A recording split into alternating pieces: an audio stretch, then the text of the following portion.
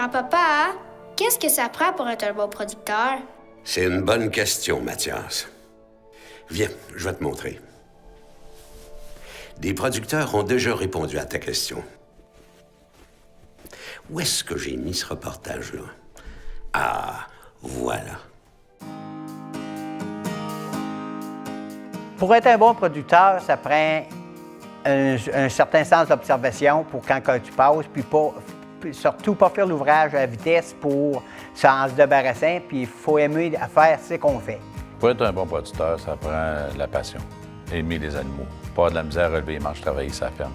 Il faut quand même être administrateur, il faut être capable de diriger du personnel. Il faut se dévouer. C'est 24 heures par jour, comme tu penses à ça tout le temps. C'est 24 heures par jour, 7 jours par semaine. Bien, moi, je pense que la première chose que ça prend, là, c'est de l'amour. Je pense qu'il faut aimer notre métier. Il faut aimer ce qu'on fait.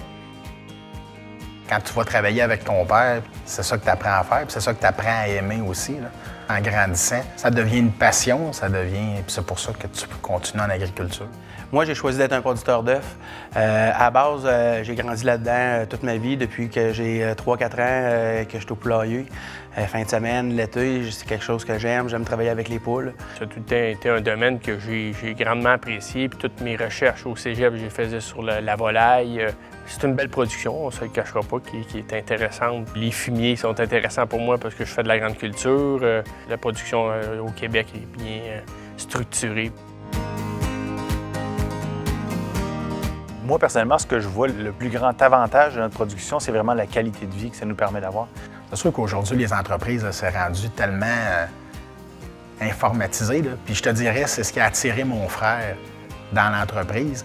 C'est un programmeur analyste là, de formation.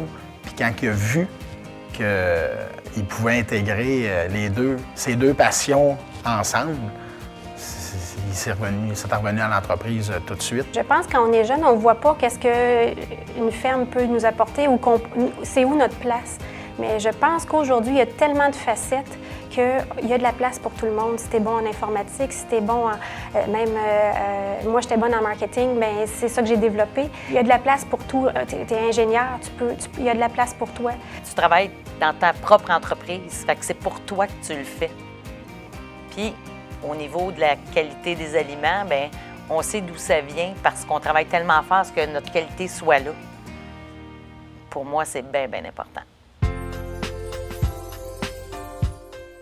Moi et mon épouse, depuis 1988 qu'on est propriétaire. Avant ça, c'était mon père, Laurent Thérèse. Le fondateur, c'était William, en 1926. Puis là, en 2014, ça va être Roger et Roxane qui vont être les nouveaux propriétaires. Je suis la 3e génération, j'ai pris la relève à mon père, oui. J'ai commencé à l'âge de 18 ans à prendre des actions dans la ferme, 18-20 ans, puis j'ai toujours évolué là-dedans. Un soir, on s'est mis à parler avec mon père.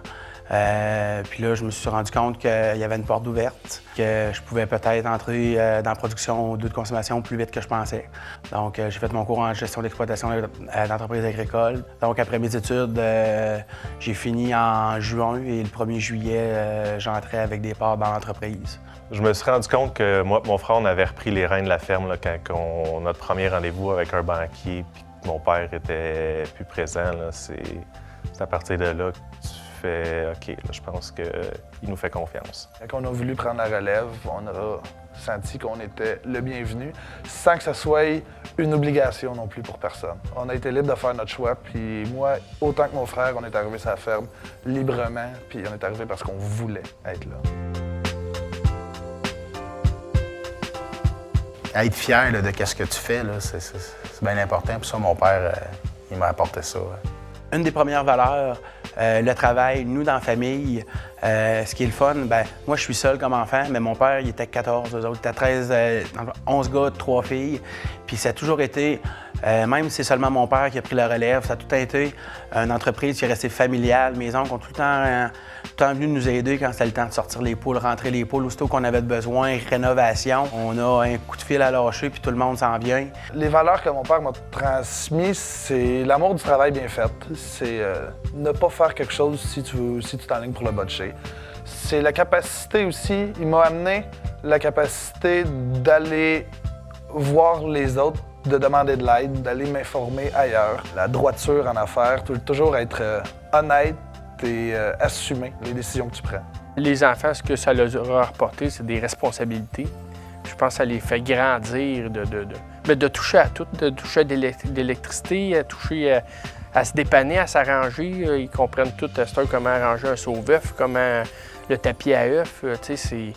C'est ça, je pense que ça va faire des enfants. Ce sont des brouillards déjà, mais encore là, ça leur donne une confiance. Une des plus grandes valeurs que j'ai reçues ou que j'ai vues, c'est plus de mon père, c'est l'implication qui a fait que les valeurs collectives sont beaucoup plus importantes que les valeurs individuelles. Je te dirais, puis tant que les producteurs d'œufs, tant que nos valeurs collectives vont être plus grandes que chacune de nos valeurs individuelles chez nous, là, la production est en de bonnes mains. Mais aujourd'hui, j'y vois aller, c'est tout un velours de ma part, parce qu'ils ont tout modernisé l'entreprise avec l'informatique, les GPS et toutes ces affaires-là. C'est sûr que c'était mon rêve de voir que Sylvain peut prendre la relève, qu'il était vraiment intégré, puis que là, il voulait que ça continue pour longtemps. On est toujours fiers quand on voit qu'ils veulent aller plus haut un peu.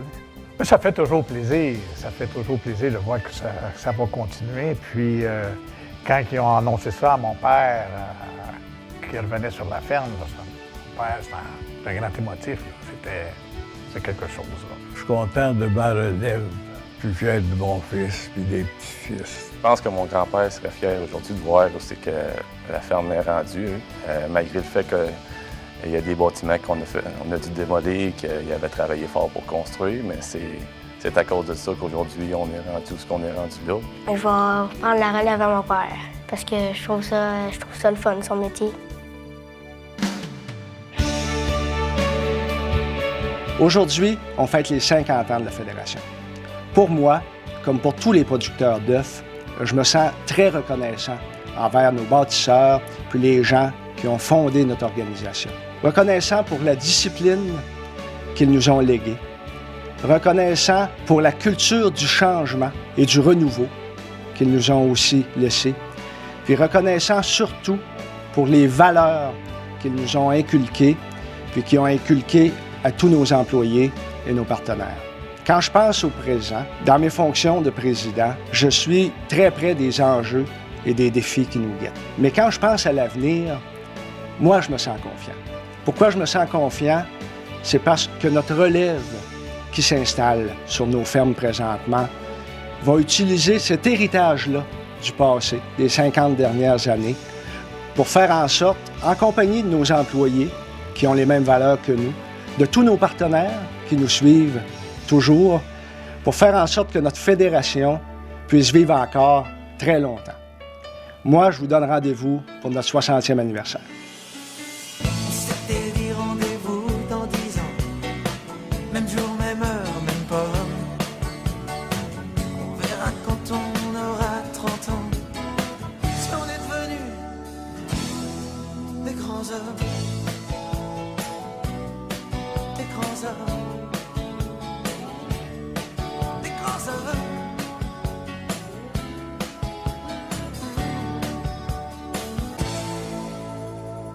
Tiens, si on se donnait rendez-vous dans 10 ans.